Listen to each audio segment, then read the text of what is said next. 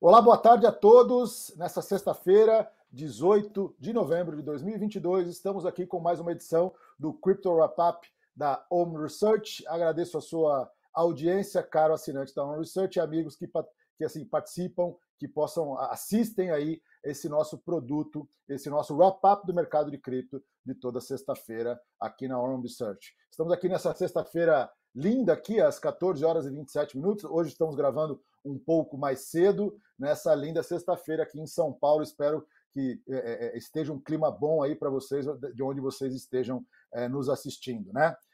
Estamos novamente aqui com os nossos analistas da Home Research, Bruno Lazarato e Pedro Rafael Loureiro, para trazer para você as principais informações, as principais análises sobre os preços dos principais criptoativos e como eles tendem a se movimentar, a performar aí nos próximos dias, na próxima semana, né? E também trazer um resumo geral aí de tudo que está acontecendo, esse caso da FTX, indicação de livro, tem bastante coisa para a gente falar hoje, para tentar preparar você, assinante da Home Research, que investe, que quer aprender, iniciar os seus investimentos em cripto, como buscar as melhores oportunidades para os seus investimentos, trazendo conhecimento e confiança aí nos seus trades. Então vamos lá, eu queria começar hoje com o Pedro, nosso especialista em análise on-chain, para falar o que ele analisou, o que ele viu aí nesse novo tipo de análise que foca nas transações e em monitorar o que está acontecendo nas blockchains dos principais ativos. Eu vou subir aqui a tela do nosso caro Pedro, para ele poder comentar. Beleza, Pedro? Seja bem-vindo. Boa tarde, pessoal. Desculpa o barulho aí, eu estou no hall de um hotel, mas estão me ouvindo bem? Uhum. Show. Então, a gente está acompanhando esse indicador já desde os nossos primeiros encontros, tá? Então, com essa situação da FTX, a gente entendeu que foi como se fosse um empurrãozinho para o que já estava anunciado, né? Então, anteriormente, a gente estava vendo aqui um buraco nessa faixa de preço, ali entre 16 e 17 mil dólares, e agora se confirmando aqui uma enorme quantidade de bitcoins sendo transacionados nessa faixa atual de preço. Então, a gente tem aqui praticamente quase 8% do Bitcoin em circulação sendo movimentado. Então, mais de 1 milhão de bitcoins de forma on-chain, né? A gente está tirando a parte de derivativos, de forma on-chain, está sendo movimentados nessa exata faixa de preço. A gente observa que na parte de cima montou uma barreira de preço, né? Ali 19 e 20 mil dólares, então deve demorar um pouco o Bitcoin a romper esse preço, e a gente acredita que ele vai buscar essas barrinhas aqui mais embaixo. Outro indicador que eu trouxe é o realizado loss, tá? Então, quando o Bitcoin cai e você tem, na semana retrasada, que a gente mostrou uma barra também muito significativa naquela faixa de preço, esses Bitcoins são negociados na parte de baixo e eles são realizados em prejuízo, tá? Então, esse indicador aqui mostra para a gente quantos Bitcoins foram realizados em prejuízo. Ele está dolarizado aqui no eixo Y, né? Então, a gente, nessa queda agora que ele perdeu 20 e foi lá espetar quase 15.500, a gente teve quase 2 bilhões de dólares sendo realizado em prejuízo de forma on-chain, tá?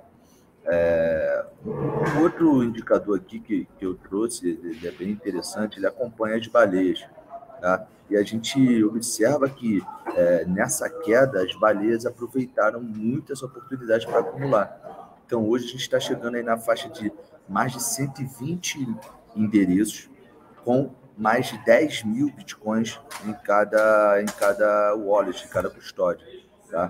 E aqui mais esticado o gráfico, a gente observa que no período anterior, antes da queda, aconteceu a mesma coisa no passado, tá? As baleias se aproveitam dessa oportunidade para acumular nessas wallets antigas.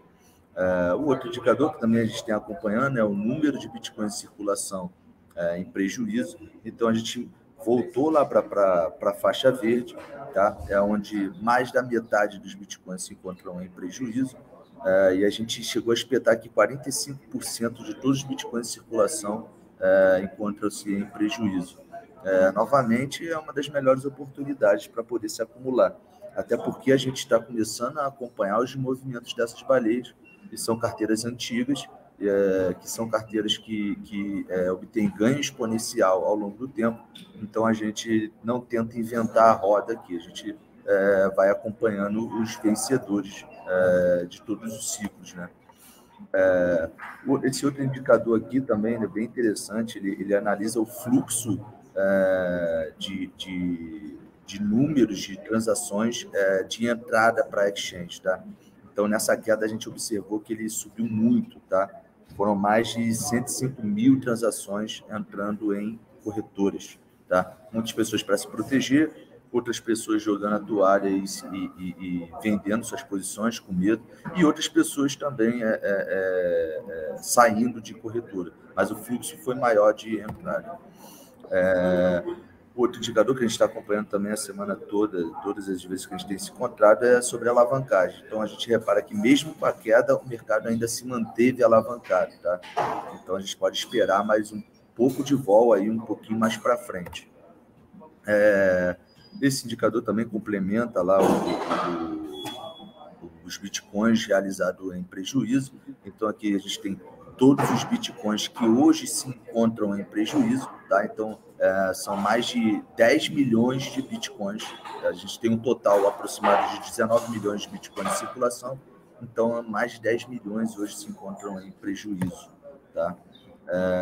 Deixa eu ver se eu finalizei aqui. Bom, é isso. Quer dizer, para finalizar, a gente vai lá para a parte de derivativos, né, que são aquelas estruturas de opções de contrato de compra e venda, e aí a gente observa mais uma vez o mercado dizendo o que os players estão sentindo. Então, a gente vê de todas as estratégias que hoje tem na prateleira usando o contrato de opções, 45% está em comprado em put. Então, comprado em put nada mais é que o seguro do carro. Então, a gente ali paga mensalmente para ter a garantia, caso o nosso carro tenha algum tipo de sinistro, e a gente obter o valor da tabela FIP de volta. Então, os holders que possuem esses bitcoins que talvez estejam em prejuízo, e outros especuladores, por exemplo, eu compro put acreditando na queda. Eu tenho um risco limitado, que é o valor que eu paguei na put, e posso ter um ganho ilimitado conforme ele estiver caindo. Acho que é isso, e desculpa o barulho aqui, é porque eu estou aqui no hall, tá? Não, sem problema, Pedrão. E me diz uma coisa, na sua visão, baseado aí nesses movimentos, qual seria a sua previsão aí para a próxima semana? A gente sabe que a gente está num momento diferente do mercado, onde as questões externas, né, muito ligada à questão da própria FTX, o de que aconteceu lá, ainda impacta. Ou seja, o noticiário está impactando mais do que a análise on-chain ou mesmo a análise gráfica, né? Os movimentos estão muito derivados do que acontece e do que pode acontecer com o desenrolar aí da questão da FTX. Mas na sua visão, baseada nos seus gráficos, você compraria ou venderia? Olha, eu acredito que a gente vai ver nas próximas semanas, infelizmente, algumas empresas jogando a toalha. Isso não é muito bom para o mercado em si, para a gente que trabalha no mercado, para a gente que vive do mercado. É muito triste o que aconteceu com a FTX. E, por outro lado, é bom que abre oportunidade. Nesse curto prazo, eu prefiro colocar o bumbum na parede e aguardar o que pode acontecer. Mas eu acredito que o preço do Bitcoin está muito amassado ali nos 16. Ele pode sofrer uma grande pressão um pouco mais para baixo, mas eu não acredito numa queda mais aprofundada assim, para o médio e longo prazo. Vai depender um pouco também da situação macro, apesar de que, do outro lado, a gente está começando a ter um otimismo, mas o Bitcoin continua dependendo desse fluxo, desse volume, depende da taxa de juros, depende de uma série de situações, que é quando o mercado em ciclo de baixa começa a separar joio do trigo, e aí acaba ficando muito correlacionado com volume de capital e fluxo de capital. Então, assim, nas próximas semanas eu não aconselho muito operar, eu não vou estar operando, eu vou esperar um pouco, ali 2, 3 semanas até essas empresas declararem. A gente teve aí a Gênesis, que é um gigante de liquidez, a própria Gemini também, dos irmãos Winklevoss, dizendo que pode ter algum tipo de problema em saque. Tem algumas corretoras também que estão com problema. O interessante é que... FTX, né? O interessante é que nesse período surgiu um nome bem peculiar, que é o Proof of Reserve, né? Então as corretoras agora estão começando a passar qual o número de balanço, quanto que elas têm em Bitcoin, quanto que elas estão dispostas em dólar. Então isso foi, vamos dizer assim, um benefício no meio dessa tempestade, a gente acompanhar mais de perto, de forma pública, qual é o real balanço da empresa. Eu acredito que depois disso tudo a gente possa estar criando aí um semelhante ao índice de Basileia, vamos dizer assim, para a gente acompanhar essas corretoras de forma sadia.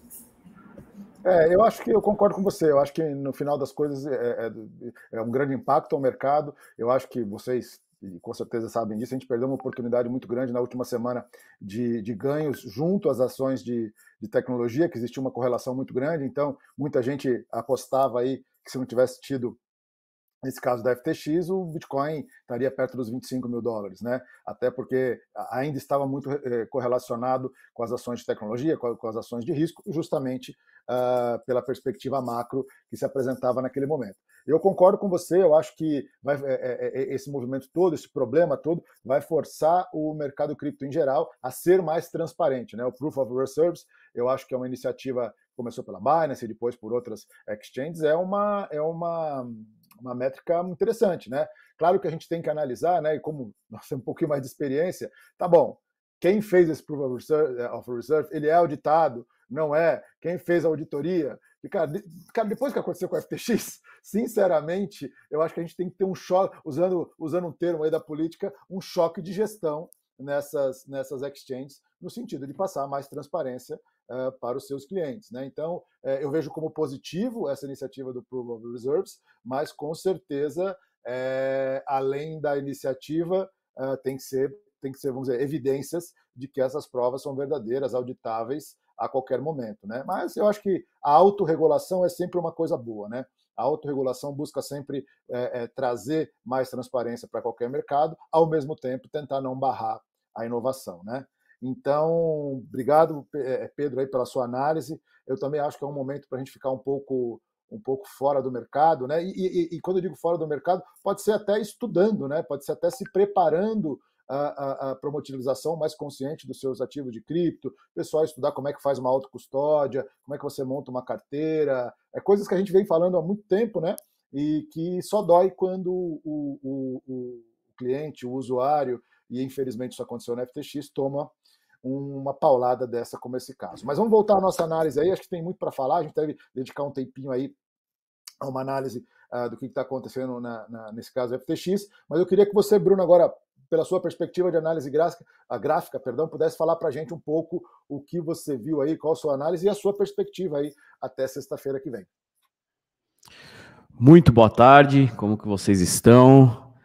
Bom, gráfico, o que eu tô vendo é mais uma vez aquele movimento caranguejo, né? Depois da pernada de baixa absurda, começou a lateralizar. Estamos trabalhando aqui o gráfico do Bitcoin, gráfico diário. Estamos trabalhando aí num range de $800, tá? Nem $1.000 aqui, ó, entre $16.200 até 17.000, 16.800, 17 mil dólares, e está sentindo essa resistência. Hoje, mais uma vez, veio próximo essa região de resistência, que é o topo do range, que também está passando a média móvel exponencial de 9 períodos ali. Então, eu vejo que se o gráfico, o candle de hoje, o preço fechar próximo disso, ou um pouco mais abaixo, aqui em 16,5, 16,300, eu vejo uma grande possibilidade do ativo fazer esse movimento aqui, ó. Testar esses 15.800, 15.900, tá? E com grande probabilidade e possibilidade de vir buscar aqui 14.800 e vir aqui voltar nos 15.800 para depois ir buscar ali os 13.800. 13.800 a gente tem uma região de suporte bem forte. Então, eu creio que caso feche dessa forma, a gente tem essa possibilidade. Eu vou colocar aqui o gráfico de 4 horas para vocês conseguirem enxergar como que está lateral esse mercado. E aí foi até o que o Pedro falou, o Rodrigo falou, eu falei hoje de manhã no meu vídeo, eu falei, do jeito que o mercado tá, é melhor ficar quieto, é melhor estudar, é melhor você tirar um verdade. tempo. Vai estudar setup, vai estudar fundamento, mas Não operar operar no é mercado operar desse, também, né?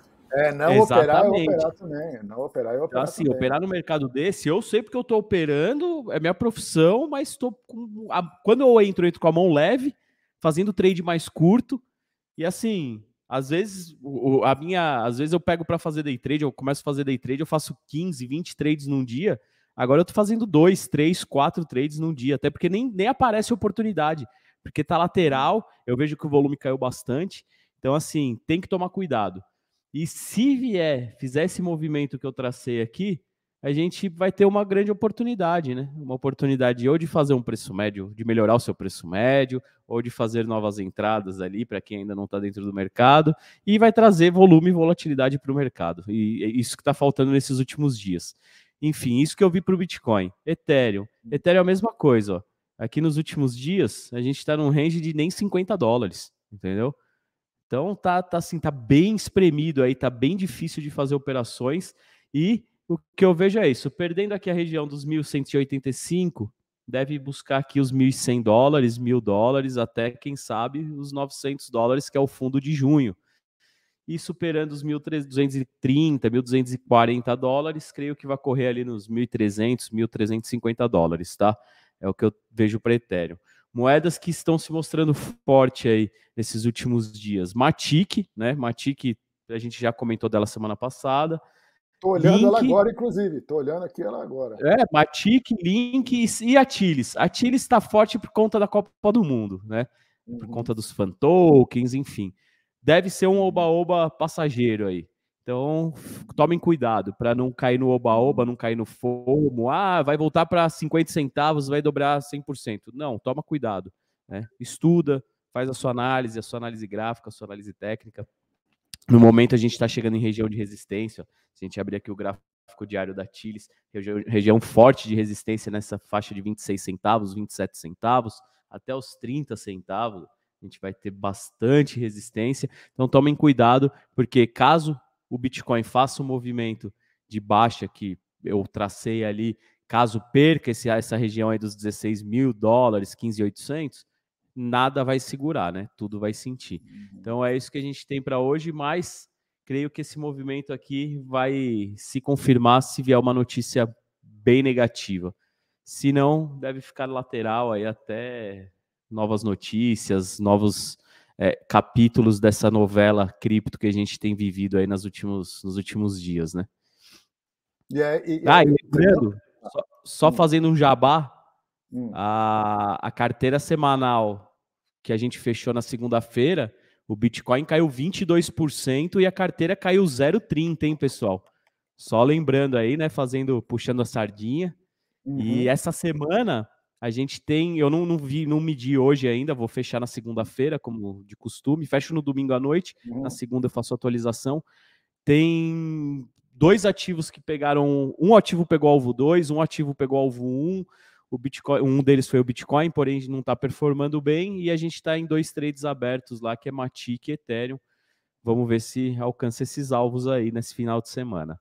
É isso aí. E só 2 comentários para quem não sabe, a Atilis é uma criptomoeda que foi feita pela Socios.com. Socios.com é uma plataforma de emissão de NFTs e, vamos dizer, colecionáveis digitais baseados em futebol e outros esportes. Então, eles fizeram tokens de vários clubes de futebol, de jogadores, e como eu acho um projeto bem interessante, porque une paixão e tecnologia, mas é importante que você, nosso assinante, tome cuidado justamente por ser algo muito específico desse momento do ano, que é a Copa do Mundo, né? Perfeito, esse é o meu entendimento, né? Porque o que eu via, o que eu já percebi nesses tokens de time, Rodrigo? Quando tá jogando a UEFA, né? Principalmente os times europeus, faz um gol, o token explode. É tipo o Bet365, entendeu? Quase, né? Não tem análise gráfica, não tem nada. É aposta. E eu não vejo o nosso mercado, no mercado financeiro, como aposta. Tem muito estudo, né? Muita ciência por trás do mercado, enfim. Então eu fico com os 2 pés atrás aí. Mas é o que você falou, move paixão, tecnologia, enfim. É algo que se fizerem da forma correta, pode agregar valor aí ao mercado. Exatamente. E um outro tipo de ativo que eu acompanho bastante, eu convido o nosso assinante a acompanhar, são os tokens das exchanges descentralizadas, né? As DeFi, que a gente sempre fala aqui, né? Uma coisa importante, para quem não sabe o que é uma DeFi, ela é uma exchange, é uma plataforma de negociação tanto de criptos quanto de opções, baseadas em tecnologia, baseada em smart contracts. Ela não tem uma gestão feita por pessoas, né? Na verdade, são um conjunto de smart contracts conectados que rodam essas exchanges. O que isso quer dizer? Quer dizer que tem muito pouca interferência humana, né?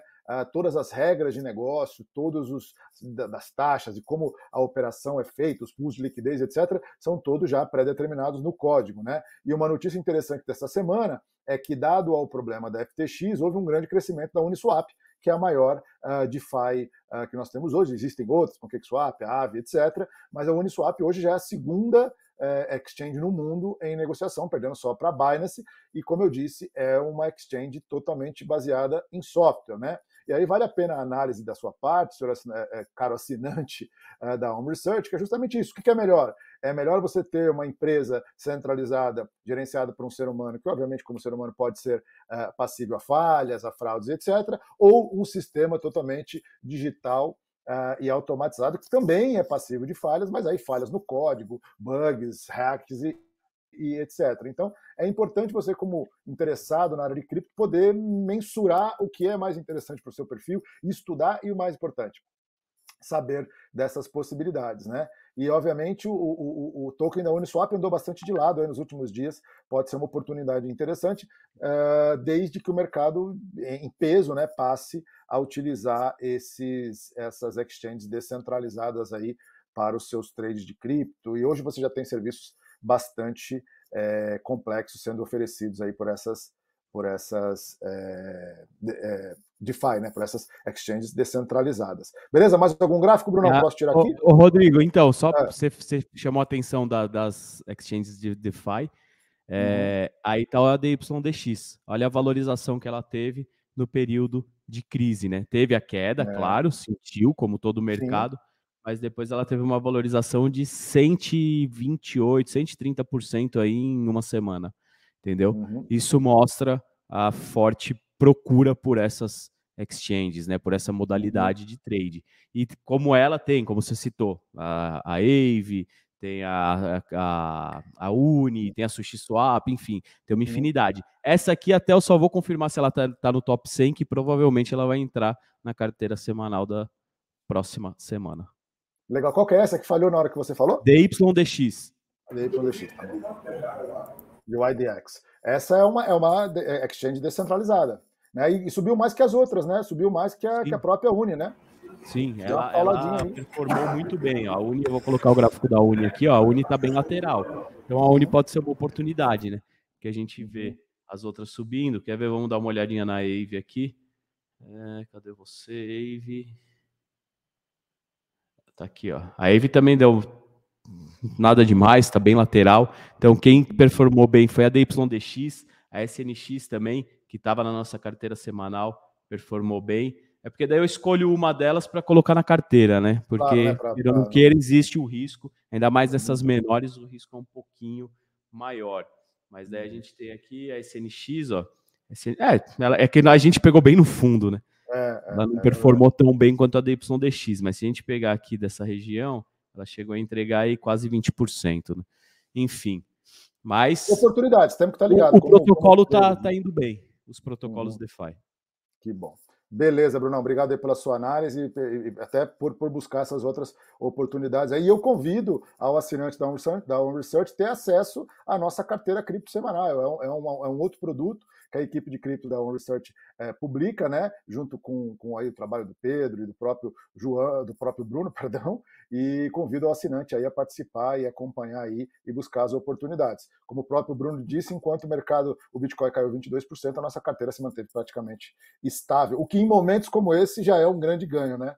Então, convido vocês aí a participarem. Eu vou remover aqui o seu gráfico, agora de novo com nossos lindos rostos. Eu queria perguntar a vocês aí sobre o que vocês ouviram em relação a esse processo da FTX, né? A gente costuma chamar no mercado que tem sido um shit show, né? Cada notícia nova é mais dificuldade, mais problema, mais má gestão, e já estão falando de envolvimento com política, já estão falando um monte de coisa, vídeo pornô dos gestores, assim, tá uma coisa bastante parecendo uma novela latina aí, para não falar um país específico que a gente sabe qual é. Então eu gostaria de ouvir vocês, eu trouxe algumas informações aí do primeiro relatório que foi disponibilizado pelo interventor, né, apontado pelo governo americano.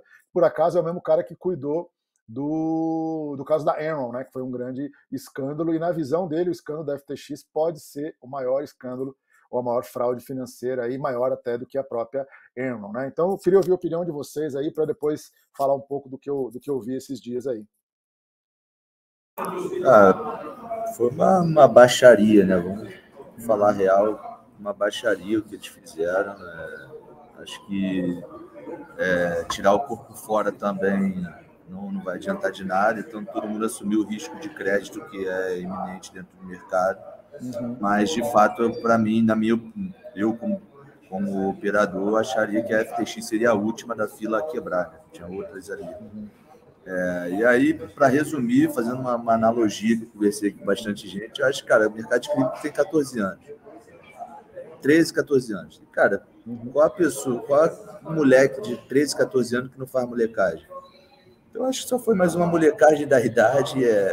Os bancos têm mais idade e fazem essa molecagem até hoje. E isso vai fazer o mercado crescer. Essas coisas vão ficar mais difíceis de acontecer ao longo do tempo, porque isso não é uma novidade no mercado tradicional. Acho que a gente está escutando muito o deboche da parte do mercado tradicional, mas, na verdade, eles fazem isso até hoje. E cripto vai fazem isso há bastante tempo, né? Bastante tempo, fazem até hoje. Pode ser que aconteça novamente cripto, não vou dizer que nunca vai voltar a acontecer, mas é que a tendência é que se torne mais transparente e a informação vem mais rápido e as coisas acontecem mais rápido em cripto. Isso é bem claro de observar, né? A gente sabe que tem diversos bancos gigantes aí que estão no pendura há muitos anos. Se a gente pegar o gráfico aí de bancos enormes, até banco suíço, a gente vai ver que o gráfico é ladeira abaixo, parece até uma shitcoin. E a tendência é essa, o mercado crescer com esses erros e amadurecer, né? Amadurecer e ficar mais robusto. A gente só tem 14 anos, cara. E se a gente não estivesse incomodando, não seria nem notícia o que está acontecendo. Então, está rodando o mundo todo, está rolando todo mundo. A própria FTX foi o segundo maior doador ali das eleições americanas. Então é isso, estamos crescendo. A gente tem 14 anos, cara. Quem sabia aqui o que aconteceu com 14 anos de idade? É normal. É verdade. Graças a Deus, quando eu tinha 14 anos, não tinha celular com câmera e nem rede social. E nem 16 bilhões de dólares na mão. É verdade. Algum comentário, Bruno? Não, o meu pensamento é esse, parecido com o do Pedro, né? A ordem natural das coisas. Assim como a gente viu bancos quebrando em 2008, a gente teve o Lehman Brothers, aquela crise absurda. A gente está vivendo em cripto. E aí o mercado vai selecionando, né? Vai fazendo a seleção natural. O que é bom vai continuar e o que é lixo vai cair fora. E a gente viu que a FTX, por mais surpreso que eu fiquei, né? O Pedro também ficou, creio que o mercado inteiro ficou, se mostrou uma criança, nem um adolescente, uma criança no mercado, ainda mais pelos fatos aí que você vai trazer para a gente, que estava no documento. Para quem leu o documento, viu que era um bando de moleque tomando conta de uma empresa bilionária, e aí acabou do jeito que acabou, entendeu? E aí as pessoas têm me perguntado, e aí, Bruno, você acha que vai ter jeito, que vai ter fundo, a gente vai conseguir reaver os fundos? Não, sinceramente, eu, Bruno, pessoa física, na minha contabilidade, tá no zero, entendeu? Tá como perdido. Ainda mais cada dia que passa, cada dia que eu leio o Twitter, vejo as notícias ali, eu já vou desanimando cada dia mais, porque o negócio tá bem feio e a gente vê que cada dia o buraco é mais embaixo, né? Ao invés de você ver uma luz no fim do túnel, a gente tá vendo que o buraco é mais embaixo. Enfim, serve para a gente aprender, serve para o mercado buscar a regulação. E uma coisa que eu vi hoje interessante, que o Rodrigues, que participou conosco aqui algumas sextas-feiras atrás, ele falou, em uma semana, todos os CEOs de todas as principais exchanges no mundo começaram a se movimentar e trazer as provas de reserva. Tem aquele Merkle Tree também, que eu vou dar uma estudada nisso semana, porque linka o seu depósito a cripto que está na corretora, algo do tipo, eu não estudei direito. Então tem mais essa ferramenta para poder trazer segurança para os investidores, que é o mais importante. Vai avançando e vai trazendo segurança para os investidores, que é o que precisa. É isso aí. Eu acho que como disse o Pedro, como operador do mercado, a gente tem que tomar alguns cuidados de primeiro, né? Parar, respirar e de forma madura entender que a gente ainda não sabe a extensão dos problemas. A gente ainda pode ter rebarbas aí de outras instituições, porque o mercado de cripto é muito conectado, outras instituições, sejam provedores de liquidez, sejam instituições de pagamento, sejam até fundos globais e nacionais que podem ter exposição a esse problema da FTX, e conforme as semanas vão passando, a gente vai receber as informações, né? Uma coisa que eu já aprendi trabalhando com o mercado financeiro há muito tempo é que todo mundo fala que está tudo bem até está tudo mal, né? Ninguém fala, olha, então, eu desconfio que eu tenho um problema. Não, as coisas vão aparecendo a partir do momento que as pessoas não conseguem resolver os seus problemas internamente. Então, é importante que o nosso assinante mantenha aí o olho e o ouvido bastante aberto para entender, né, e questione as instituições que hoje você utiliza, sejam fundos, sejam exchanges, como usuário, questione e fala assim, cara, eu quero saber como é que está isso, qual é o seu grau de exposição. O Brasil é um país que hoje tem um dos maiores grupos, né, o maior número de fundos de cripto no mundo, são perto de 30 fundos, então é importante falar com o seu gestor e falar, cara, qual que é a exposição que você teve, você está, me comprove que você qual que é a sua estrutura de custódia, que você não tinha nada a ver com a FTX, com a Alameda e com as outras empresas que estão linkadas a isso, né? Uma coisa que a gente até comentou na semana passada, é uma pena, porque a gente sabe que tinha profissionais bons, principalmente na área de tecnologia, os sistemas da FTX eram muito bons, sempre funcionaram, eu operei lá durante muito tempo, a tecnologia deles era muito boa, parte de API, de segurança, de tudo, eu nunca tive nenhum problema, coisas que eu já tive dificuldades, sim, operacionais com outras exchanges que a gente operou, e a FTX sempre funcionou muito bem, a gama de produtos delas eram muito, muito boas também. Mas o que mais me surpreendeu, e assim, de novo, eu não gosto de chutar cachorro morto, é que também muitos veículos que hoje estão detonando, usando até questões pessoais, que todo mundo morava no mesmo apartamento, vários casais, que tinham questões sexuais no meio, cara, só viram isso agora? Então, assim, isso era tão escondido assim que ninguém sabia ou ninguém tinha interesse de divulgar esses problemas, porque a gente estava falando do grande mecenas do mundo cripto, que ia resolver os problemas do mundo, que doava dinheiro para todo mundo, né? Então, acho que a gente tem que tomar cuidado para analisar de forma fria aí esses acontecimentos. E também uma questão que eu coloco no ar, né? A gente viu que, e não que eles não devam participar desses processos, não tenham que se explicar na justiça, mas eu vi a Gisele Bündchen sendo processada, o Tom Brady, que é o marido dela, ex-marido, né, sendo arrestado também para os processos, porque eles eram detentores de equities das empresas e,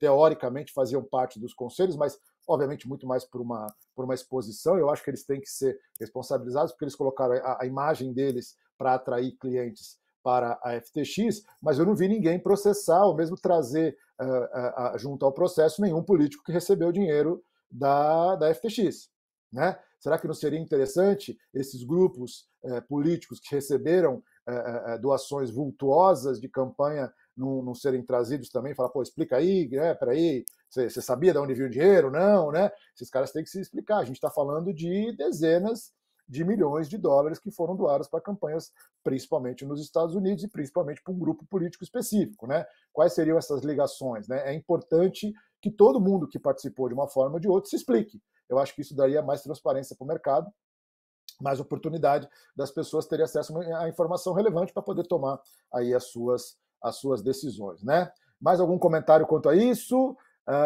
Alguma coisa que vocês queiram falar? Beleza. Só então, gente, assim, ficar aberto. Hoje existem canais muito interessantes, né? Fugir um pouco do ruído, tem muita gente também falando muita bobagem, mas é importante entender que o mercado de cripto como um todo ainda não entendeu a extensão total do problema, né? Outras instituições, a gente viu até instituições brasileiras com fundos regulados que tinham exposição, não FTX, alguns até tinham diretamente, mas principalmente a custodiantes que eram ligados de uma forma ou de outra à FTX. Então é muito importante que você, nosso assinante, que quer investir em cripto, seja direto ou indiretamente, busque informações relevantes para tomar sua decisão. E eu queria acabar a nossa live de hoje, o nosso wrap-up, com uma indicação de livro. Esse é um livro que eu li há algum tempo atrás. O autor, são dois atores, é o Chris Burnisk e o Jack Tartar. Eles são americanos, infelizmente só tem essa edição em inglês, ainda não tem em português. Ele, talvez em relação aos ativos que ele cita e aos projetos, ele esteja um pouco desatualizado. É um livro de 2019, se eu não me engano, mas ele traz teorias e processos muito interessantes de análise para quem quer começar a investir. O nome do livro é Crypto Assets, The Innovative Investor Guides to Bitcoin and Beyond. Está aqui a carinha dele, quem tiver interesse, tem na Amazon. Não é um livro barato, mas eu recomendo a leitura. Está aqui o nome dos editores, né? Dos escritores, dos autores, perdão. Por favor, é uma indicação que eu faço. Foi um livro que eu sempre gosto de reler, porque me trouxe insights interessantes aí sobre criptoinvestimentos. Beleza? Agradeço a audiência de vocês, hoje um pouquinho mais cedo, vamos estar postando daqui a pouco. Agradeço ao Bruno Lazarato, nosso analista gráfico aqui da Home Research, e o Pedro Rafael Loureiro, nosso analista on-chain. Obrigado pela participação de vocês. Até o próximo. Comemorando o nosso... Eu até esqueci de comentar, esse é o 10º Crypto Wrap-Up, a edição número 10 do Crypto Wrap-Up. Fico muito feliz de ter lançado esse produto junto com vocês aí, e a gente quer que o produto cresça cada vez mais e atinja aí o maior número de pessoas. Ok? Obrigado pela participação de vocês, um grande abraço a todos aí, até a próxima sexta-feira.